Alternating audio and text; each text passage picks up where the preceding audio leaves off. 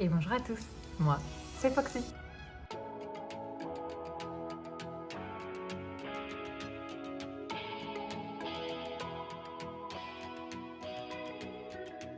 La semaine dernière, je vous ai posté cette vidéo qui traitait des choses qui sont totalement fausses sur la Corée du Sud et qui circulent sur les réseaux sociaux. Aujourd'hui, nouvelle vidéo sur ces préjugés qui sont totalement vrais. Premier point, la hiérarchie est un élément important de la culture coréenne. Effectivement, la hiérarchie est ultra importante en Corée. C'est-à-dire qu'on ne doit pas s'adresser aux personnes de la même manière si elles sont plus ou moins âgées que nous. D'ailleurs, à propos, il faut savoir que dans beaucoup des conversations en Corée, voire peut-être toutes les conversations, au moment d'apprendre à se connaître, ou même lors de la première rencontre, l'une des questions principales va être « Quel âge as-tu » Alors, l'âge n'est pas du tout indiscret ici, à la différence de la France, où pour une femme on ne demande pas l'âge, mais il est ultra important du coup de savoir l'âge de la personne qu'on a en face de nous pour du coup adapter sa manière de s'adresser à l'autre. Le terme chingu, certains le connaissent très bien car il est très présent dans les dramas. Ce terme va s'appliquer pour une personne qui a le même âge que vous. Nous, on le vulgarise en tant que ami, mais en réalité, c'est un terme spécifique pour les personnes qui ont le même âge. Bon, ici, tout le monde est chingu. Avec les étrangers, en tout cas, à partir du moment où tes potes, mais chinguga, que chingu. Les Coréens entre eux utilisent bien d'autres termes. Si on parle en tant qu'homme, au moment de parler avec un homme plus âgé, on va l'appeler hyang. Si on va parler avec une femme plus âgée, elle sera nuna. Au contraire, du coup, pour des personnes moins âgées, ça sera dongsaeng. Si on se positionne en tant que femme, pour parler à des hommes plus âgés, on va utiliser le terme oppa. Pour parler à une femme plus âgée, on va utiliser le terme onni. Attention, ces termes ne sont à utiliser qu'avec des personnes que l'on connaît. Si ce sont des personnes que vous ne connaissez pas forcément, ou des collègues, ou que sais-je, ils ne vont pas les utiliser. Ils utiliseront une manière honorifique, ils les appelleront par leur nom de famille ou leur profession. Je prends l'exemple des dramas très souvent, car c'est là où vraiment on entend tous ces termes le plus facilement. Donc on va entendre 선생님, 사장님, 대표님, etc., etc. Donc oui, effectivement, la hiérarchie est ultra importante en Corée. Parce qu'en plus de l'âge, il faut aussi savoir que c'est aussi en fonction de la hiérarchie de la personne. Donc même si vous êtes plus âgé que votre supérieur hiérarchique, vous devrez le respecter, genre là. Enfin, je veux dire là. C'est pareil pour les parents.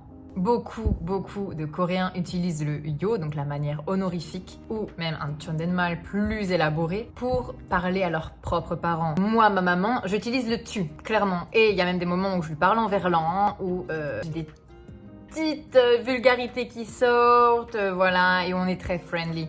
Mais ici, c'est pas tout le monde. Genre, vraiment pas. Typiquement, quand je parle de mes relations avec ma mère, avec des Coréens, ils sont super choqués. Hey, Europe style. Deuxième point, les Coréens étudient et travaillent dur. Alors, effectivement, la pression sociale n'est pas un mythe ici, surtout au niveau du coup des études et du travail. Je vais d'abord parler des études. Il faut savoir que, à la différence de nous, les Coréens, lorsqu'ils sont à l'école, dès petits, au moment où l'école finit, ils ne rentrent pas chez eux directement. Ils vont dans des instituts privés pour apprendre soit des langues, soit avoir des cours supplémentaires en mathématiques ou en d'autres matières, ou pour apprendre à jouer d'un instrument de musique, ou pour faire du sport. Et cela peut durer jusqu'à très tard. Et quand je dis très tard, c'est pas 10h du soir. C'est que derrière, en fait, ils vont aller réviser après ces mêmes cours, les cours qu'ils ont eu dans la journée. Ils vont aller dans les study cafés qui sont spécifiquement organisés pour ça. Je vous mets une petite image ici de ces très cloisonnés study cafés pour réviser très fort. Et d'ailleurs, il y a même un mythe ici qui dit que à partir du moment où tu saignes du nez, ça veut dire que tu as assez révisé et que tu as donné assez d'efforts. D'ailleurs, petite parenthèse, certains Coréens rentrent chez eux à 2h du matin et se relèvent le lendemain matin pour aller en cours super tôt. Donc très peu d'heures de sommeil dès petit. Et me dites pas que c'est pas vrai parce que j'ai discuté avec des Coréens qui m'ont tenu ces propos. J'avancerai pas des choses comme ça sans vérification. Concernant le travail, alors il y a deux salles, deux ambiances, on va clairement le dire. Effectivement, les Coréens sont connus pour énormément travailler dans leur journée. C'est vrai, les ingénieurs en général vont énormément travailler et faire beaucoup d'heures supplémentaires qui ne sont pas payées. Et voire même travailler le week-end. Et quand je dis le week-end, c'est pas que le samedi, c'est le samedi et le dimanche. Et pas de chez eux, non. Ils vont en entreprise travailler. Néanmoins, je souhaite nuancer le propos, c'est que la jeune génération, c'est-à-dire les 20-30 ans, et encore les 30 ans c'est un peu compliqué, certains font un peu de rébellion, mais sur les générations qui arrivent, les heures de travail sont plutôt normales, c'est-à-dire 9h, 18h30. Moi en France, j'ai le droit d'arriver entre 8h30 et 9h30 et partir jusqu'à 19h30 maximum. Mais du coup, si on compare à ce que je faisais, c'est same. Pour le coup, c'est vraiment les mêmes horaires. Et de plus en plus de Coréens avec qui je discute me disent clairement qu'ils ont une vie après le travail. Ils font les horaires qu'ils ont à faire, mais que derrière, ils veulent garder leur sport, leur vie et leur repos. Et ils veulent de plus en plus essayer d'avoir une meilleure santé mentale. Bon, alors, niveau santé mentale, on pourra en parler dans une autre vidéo. La Corée, c'est pas les meilleurs sur ce sujet. Sur un aspect mentalité et sociétal, je trouve que cette manière de réfléchir est une très grosse avancée pour la Corée. Troisième point, l'apparence physique en Corée est extrêmement importante. Oui, effectivement, l'apparence physique est un critère énorme ici. On parle même de beauty privilege. Alors clairement, je vous le dis, je l'ai expérimenté. Je vous raconte cette petite anecdote juste après. Beaucoup de personnes ont très peur en Corée de sortir sans maquillage. Effectivement, dans la rue, quand vous marchez, les Coréennes sont ultra apprêtées. Alors, pas toutes, c'est là-dessus aussi qu'il faut nuancer. Certaines ne sont pas maquillées, certaines ne sont pas forcément coiffées, elles sont habillées en gros joggos. Bon, elles ont toujours quand même malgré tout une certaine classe. Mais non, toutes les Coréennes ne sont pas forcément ultra maquillées ou ultra apprêtées. Néanmoins, il y a cette manière de penser qui fait que si tu ne te maquilles pas ou ne t'apprêtes pas lorsque tu vas voir quelqu'un ou que tu pars travailler, c'est que tu ne prêtes pas assez attention à tes collègues ou à tes amis et que du coup, tu t'en fiches d'eux. Donc tu ne fais pas d'efforts. Donc les personnes qui viennent travailler sans être apprêtées et maquillées, on va dire, clairement, elle s'en fiche de nous, elle s'en fiche de ses collègues, franchement, elle est ultra égoïste. Voilà, clairement. C'est là-dessus que c'est mal vu. C'est pas, elle est moche aujourd'hui. Non, c'est une question de rapport à l'autre. Même si ça reste ultra toxique, je trouve. Au début, j'ai vraiment senti ce truc où j'avais peur de sortir sans maquillage. Et en réalité, maintenant que tous les matins je me lève, que je dois me préparer pour aller à l'école, non. Alors, c'est vite revenu, parce que clairement, en France, je me maquille très peu. Ici aussi, clairement, je vous le dis. Je vais à l'école sans être maquillée, je vais faire mes cours sans être maquillée, je prends le transport sans être maquillée. Mais du coup, effectivement, comme je vous l'ai dit, j'ai senti ce beauty privilege un peu trop fort. Le beauty privilege, qu'est-ce que c'est ? C'est le fait de traiter différemment et surtout d'une meilleure manière les personnes qui sont belles. Tout simplement. Ça arrive aussi dans le milieu du travail. En fait, toutes les chances sont décuplées quand on est beau en Corée. Je me rends compte qu'il y a le reflet du soleil. Alors c'est très beau, mais je sais pas ce que ça va rendre à l'upload. C'est pas grave, on va rester comme ça parce que ça donne un petit cachet. Du coup, je reprends. Me concernant, effectivement, comme je vous l'ai expliqué, je l'ai vécu. Lorsque j'habitais à Gangnam pour aller à l'école, j'avais à peu près 1 heure de transport par jour et je me maquillais très peu. Clairement, je me fondais dans la masse. On m'a pas mal regardé, on m'a pas maltraité, on m'a pas fait de réflexion, on va te maquiller, on m'a pas montré du doigt, pas du tout. Néanmoins, lorsque je me maquillais, véridique, on se retournait sur moi et on me laissait passer. Genre, allez-y, passez. Non, je suis arrivée après. Non, allez-y, passez vraiment. C'est fou. La gentillesse des gens est décuplée à ce moment-là. Du coup, autre point sur l'apparence, effectivement, on peut parler de la chirurgie esthétique qui est très présente, mais pas sur tout le monde. Mais il est vrai qu'effectivement, lorsqu'on connaît les codes de la chirurgie, on va dire, on reconnaît très vite les visages qui y ont eu accès. D'autre part, on va parler aussi du poids. Alors, j'ai pas envie d'utiliser le mot grossophobe, bien que certaines choses me laissent à penser que, notamment, vous savez, ces rondins de bois qui se trouvent dans les parcs avec plusieurs espacements différents, ça se dit, et où vous passez et on dit « votre corps est un peu rond. Vous êtes un peu en bonne santé. Vous êtes en meilleure santé. Vous êtes en super santé. Vous êtes un canon de beauté. » Il faudrait que je retrouve l'une des photos avec ces rondins pour vous faire comprendre. C'est catastrophique ce truc. On va retrouver aussi les calories notées sur les escaliers. Vous avez perdu tant de calories, vous avez perdu tant de calories, vous avez perdu tant de calories. Les escaliers qui sont collés à l'escalator, histoire de dire tu prends l'escalator, tu es lazy et tu ne perds pas de calories. Ne vous laissez pas freiner par ce point. Si vous souhaitez venir en Corée, n'ayez pas peur de ça, d'accord ? Les Coréens boivent beaucoup d'alcool. C'est tellement vrai. Ah là là. Alors, fait avéré, le soju est l'alcool le plus vendu au monde. Voilà.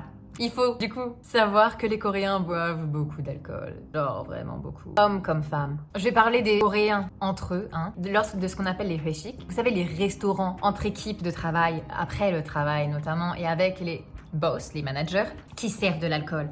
Les Coréens ne peuvent pas dire non. Donc, tiens, je te resserre. Ils peuvent pas dire ah non, j'ai trop bu. Non, c'est A, B. Merci. Alors en tant qu'étranger, on a cette possibilité de dire non. Donc ça, en vrai, c'est quand même un foreigner privilege. On a beaucoup de chance. Mais effectivement, il y a cette culture même de l'alcool. On va boire de l'alcool entre potes, on va boire de l'alcool chez soi, tout seul. Donc, effectivement, on peut dire que certains Coréens sont même alcooliques, car ils boivent tous les soirs et ils en ont besoin pour oublier les soucis de la journée. Et malheureusement, c'est un fait, c'est avéré. Vous le voyez dans les dramas, ils boivent beaucoup. C'est totalement vrai. Sincèrement, il n'y a rien d'extrapolé. C'est une réelle culture de l'alcool qui est présente en Corée du Sud. 5e point, les Coréens mangent du chien. Ah, vous l'avez pas vu venir celle-là, hein? Oui, c'est vrai. Alors ce point va être très court parce que tout simplement en fait ça ne concerne pas les nouvelles générations. La plupart d'ailleurs n'en ont jamais mangé et ne veulent pas en entendre parler. Mais les anciennes générations qui sont toujours présentes en Corée du Sud, toujours vivantes, en ont mangé et en mangent. Il y a certains restaurants encore présents à Séoul qui utilisent des termes bien spécifiques pour dire viande de chien. Ce n'est pas écrit en coréen viande de chien exactement, mais il y a des termes pour ça. Néanmoins, ça tend à disparaître de plus en plus, étant donné que ce n'est plus dans les mœurs de la Corée. Mais si on sort de Séoul et qu'on va dans les campagnes, effectivement, on peut toujours trouver de la viande de chien disponible en restaurant. Mais, je le reprécise, ça tend à disparaître car les nouvelles générations n'en mangent pas et ne veulent pas en manger. 6e point, la maltraitance animale. Malheureusement, oui. C'est une catastrophe, sincèrement. Je vous avoue que durant mes 2 derniers voyages, j'avais vu pas mal de choses qui m'avaient vraiment horripilée et énormément attristée. C'est dur. Moi, en tant que végétarienne et en tant que militante de la cause animale, c'est très compliqué. On va d'abord parler de ces shops qui vendent des animaux dans des cages. Allez, pas plus grand que ça, où ils vont avoir des mini-chiots dedans, des mini-chats. À la vue de tous, c'est une catastrophe. C'est une catastrophe parce que d'ailleurs, de ce que j'ai pu lire dans certains, s'ils ne sont pas vendus au bout d'un certain temps, ils sont euthanasiés. Autre point, les chats dans la rue sont ultra maltraités par les gens. La vie d'un chat n'a pas de valeur. Même si je vois beaucoup dans la rue des petites gamelles avec de la pâtée et des croquettes. Et notamment, moi, en bas de chez moi, j'ai à peu près 3-4 chats qui sont nourris par le gardien. Et vraiment merci à lui parce que j'ai aussi vu dans des e-mart, c'est dur, des oiseaux enfermés dans des cages. Là, c'est le bas de la cage. La cage fait vraiment peut-être cette hauteur sur ça. Pareil, exactement la même taille que les cages vitrines pour les chiens et chats. Et des oiseaux dedans. Genre tout seul. Ça pour moi c'est une catastrophe, c'est très dur. Autre point, les Coréens ont énormément de chiens. C'est le truc mignon à avoir. Je ne dis pas que les Coréens n'aiment pas leurs chiens, attention, pas du tout. Au contraire, hein, vu comment ils les traitent, à les habiller, à ne pas les faire marcher. Ils les promènent en poussette, ils ne les font pas marcher. Pour moi, c'est de la maltraitance animale. On ne respecte pas les besoins du chien. Pour ces mêmes petits chiens, pour éviter qu'ils ne fassent de bruit, on va leur couper les cordes vocales. C'est pour éviter du coup qu'ils dérangent les voisins. Alors, il faut savoir qu'ils ne sont pas tous, mais il y en a une très grande partie à qui les cordes vocales sont coupées. Pour les chats, de l'autre côté, on va leur faire l'ablation des griffes pour qu'ils évitent de détruire l'intérieur des appartements. Est-ce que c'est respecter les besoins des animaux? Je suis pas très sûre là.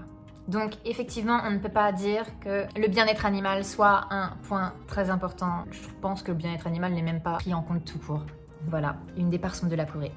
6e point, les Coréens sont des boys. Alors on l'a tous à peu près entendu au moins 10 millions de fois. C'est vrai. Faut appeler un chat hein, au bout d'un moment. Alors oui, les Coréens n'ont pas une très bonne réputation, même très mauvaise. L'une des principales questions qu'ils vont poser aux étrangères est « Are you open-minded ?» Soit « Es-tu ouverte d'esprit ?» Mais attention, ce n'est pas le « Es-tu ouverte d'esprit ?» auquel on s'attend nous en tant qu'Européens. Parce que nous, être ouvert d'esprit, c'est accepter les personnes d'origine différente, d'orientation sexuelle différente, les pensées différentes des nôtres. Non, eux, le « Are you open-minded ?» veut dire « Est-ce que t'es une fille facile ?» Ils ont tellement cette vision, ces pays occidentaux qui sont très libérés, on va dire, que pour eux, en fait, toutes les étrangères, et il me semble aussi étrangers, et ça, je vous avoue que j'en entends pas énormément parler, c'est beaucoup de femmes qui s'en plaignent. Pour eux, toutes les étrangères sont des femmes faciles. Donc effectivement, il y a une très grosse culture du one-shot, ou notamment du fait de faire croire que je suis l'homme de ta vie, que je t'aime, mais qu'au fait, après avoir réussi à coucher avec toi, je te quitte, je te bloque de partout. En fait, il n'y a même pas de mots, c'est bloqué, bloqué, bloqué. Ou ghoster, ghoster, ghoster. Encore une fois, ils ne sont pas tous des boys, mais non. Mais il y en a beaucoup. Alors effectivement, si vous rencontrez des hommes sur des applis de rencontre, Ne vous attendez pas à ce que ce soit quelqu'un d'extrêmement fidèle. Encore une fois, ils ne sont pas tous comme ça dessus, mais il y en a quand même au moins la moitié. Il y a énormément d'histoires sur des filles qui se sont faites avoir où le mec montrait totalement patte blanche et qu'au final en fait il avait une femme et des enfants, ou il avait une copine depuis des années et qu'ils allaient se marier. Si votre rêve est de rencontrer un Coréen, de vous marier avec, faites attention, n'idéalisez pas les hommes, c'est comme dans tous les pays. N'idéalisez personne, homme comme femme, n'idéalisez personne ni aucune culture. Et enfin, dernier point, la Corée est un pays ultra safe. Je vous apprends rien, c'est totalement vrai, effectivement. La Corée est ultra safe. Je me sens tellement en paix quand je marche dans la rue, quand je marche dans le métro, parce que déjà, je crois que je fais peur aux gens. Donc, ils viennent pas me voir, ils ne me parlent pas, ils n'osent même pas me regarder, ou quand ils me regardent, c'est très furtif, genre... C'est un peu gênant. À part s'ils ont un petit coup dans le nez, je sais que j'aurai pas un harcèlement de rue, je vais pas me faire siffler, je vais pas recevoir une main aux fesses. Je peux me balader en pleine nuit toute seule à 23h, minuit, 1h, 2h du matin, j'aurais pas peur. Parce qu'il y a tellement d'autres femmes seules qui marchent dans la rue qu'en fait, c'est cet environnement-là qui me rend safe. Parce que je vais être très honnête avec vous, en tant que Française, j'ai quand même très peur. Je pense que c'est trop ancré pour l'instant. Après, ça fait pas longtemps que je suis là. Mais effectivement, lorsque je croise un homme ou que je croise plusieurs hommes en bande, j'ai peur. Mais c'est fou, hein. C'est fou de s'en rendre compte comme ça. Mais oui, j'ai peur, je suis pas bien, je suis très mal à l'aise, je baisse la tête et je marche très vite. Alors qu'en fait, ils me regardent même pas. Vraiment. Et c'est dingue, c'est vraiment dingue de réagir comme ça. Après, attention encore une fois, après avoir bu un peu d'alcool, les Coréens sont un peu désinhibés. Donc il y a des approches totalement différentes de leur comportement en pleine journée. Et ils peuvent être un peu plus dans l'action d'oser. Donc ils viendront plus facilement vous voir, ils seront même peut-être un peu plus relous et plus directs dans ce qu'ils recherchent. Autre point positif du coup, le vol. Il n'y a pas de vol. Alors s'il y en a, mais ils sont commis par les étrangers. Et ça a été avéré. Ou par certains Coréens qui se sentent pousser des ailes face à des étrangers, mais ça reste quand même très rare car il y a énormément de caméras de surveillance dans la rue. Les agressions sont aussi très rares car caméras de surveillance oblige. C'est très simple de retrouver qui a commis quel fait. Et la police est extrêmement réactive. Du coup, ils se sentent pas forcément très en sécurité à faire des bêtises, pour pas utiliser d'autres mots. Mais par contre, j'ai entendu dire que la justice était à 2 vitesses ici, une pour les Coréens, une pour les étrangers. Je ne l'ai pas encore pratiqué et j'espère ne pas avoir à le faire, clairement. Néanmoins, c'est vrai que j'ai entendu à plusieurs reprises qu'un étranger face à un Coréen ne l'emportera jamais. Est-ce que c'est par manque de connaissance de la langue? Est-ce que c'est par manque de connaissance des lois? Je ne peux pas vous le dire, je n'ai pas assez de connaissances sur ce sujet. D'ailleurs, si vous le savez, je veux bien votre retour en commentaire parce que ça m'aidera un peu mieux comprendre le pays. Voilà, j'ai essayé de faire 8 points comme la dernière vidéo. J'ai essayé d'aller aussi très vite, même si je sais que je crois que j'ai un peu raté le truc. N'hésitez pas à me faire vos retours en commentaire, que vous soyez d'accord ou pas. Au contraire, si on peut échanger sur nos opinions, faisons-le. N'hésitez pas non plus à liker et à partager cette vidéo aux personnes qui pourraient être intéressées. Et puis surtout, je vous remercie d'avoir regardé et d'être présent chaque semaine. Ça fait plaisir. Merci beaucoup. Sur ce, je vous souhaite une très bonne semaine et puis à la semaine prochaine.